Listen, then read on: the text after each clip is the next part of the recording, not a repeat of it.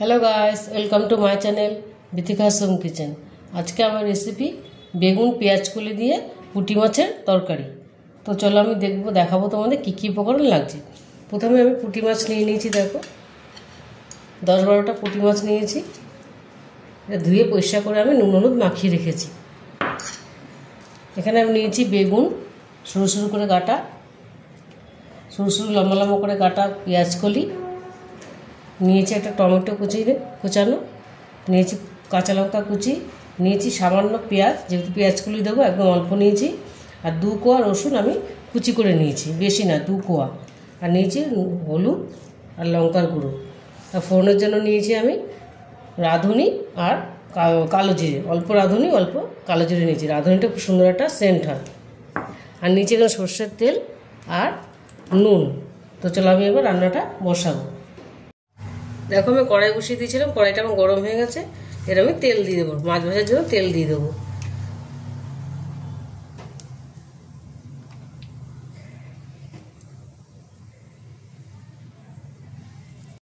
এবার তেলটা আমার গরম হয়ে গেছে, এবার আমি মাছগুলো ছেড়ে দেবো।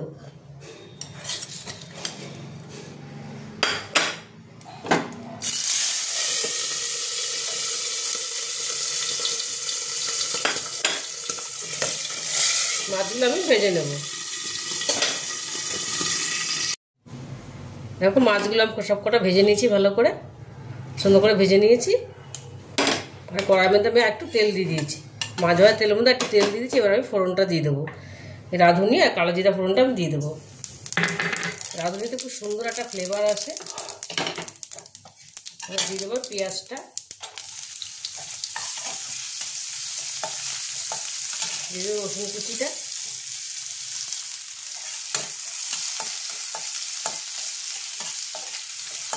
ভাজা ভাজা হলে পেঁয়াজ ফেলতে হবে।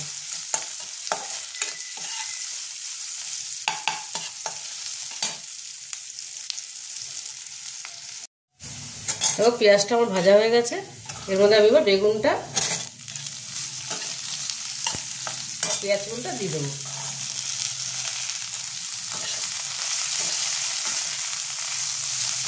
কাঁচা লঙ্কাটা টমেটোও দিয়ে দিলাম, সব একসাথে দিয়ে দিলাম।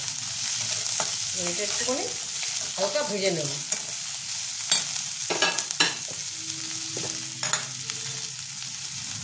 নুন দেবো, হালকা একটু ভেজে নেবো। এটা আমি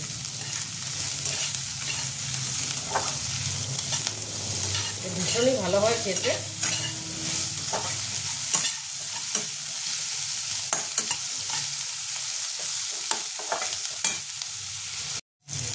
দেখো পেঁয়াজগুলি বেগুনটা আমার ভাজা ভাজা হয়ে গেছে, টমেটোটাও সুন্দর ভাজা ভাজা হয়ে গেছে। এবার আমি হলুদ আর লঙ্কার গুঁড়োটা দিয়ে দেবো।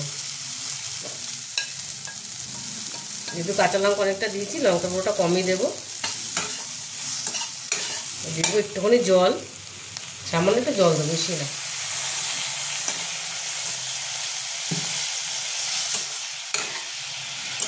এবার এটা একটু কষিয়ে নেবো। মোটামুটি বেগুন আর পেঁয়াজগুলোটা সেদ্ধ হয়ে গেছে,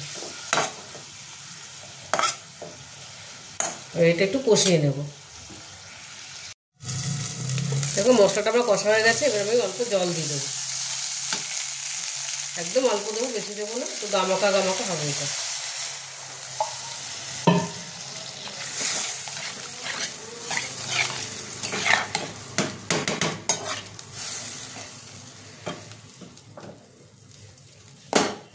এবার মাছটাও আমি দিয়ে দেবো এর মধ্যে।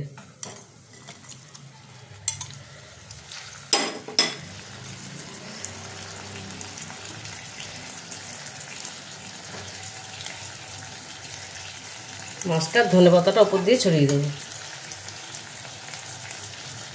বেশিক্ষণ ফোটাবো না, এটা এক পিঠ হলে এক পিঠটা উল্টে দেবো, ব্যাস হয়ে যাবে। একটুখানি পরে দেবো এটা।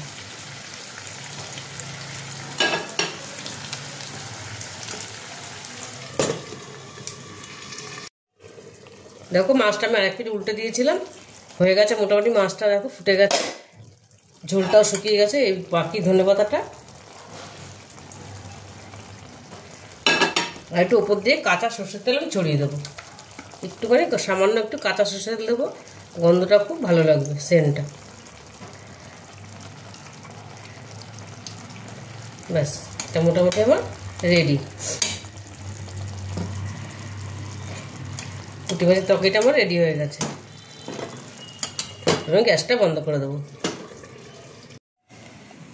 দেখো বেগুন পেঁয়াজ করে দিয়ে আমার পুঁটি মাছের তরকারিটা রেডি হয়ে গেছে। আমি প্লেটিং করে নিয়েছি। দেখো কী সুন্দর হয়েছে দেখতে।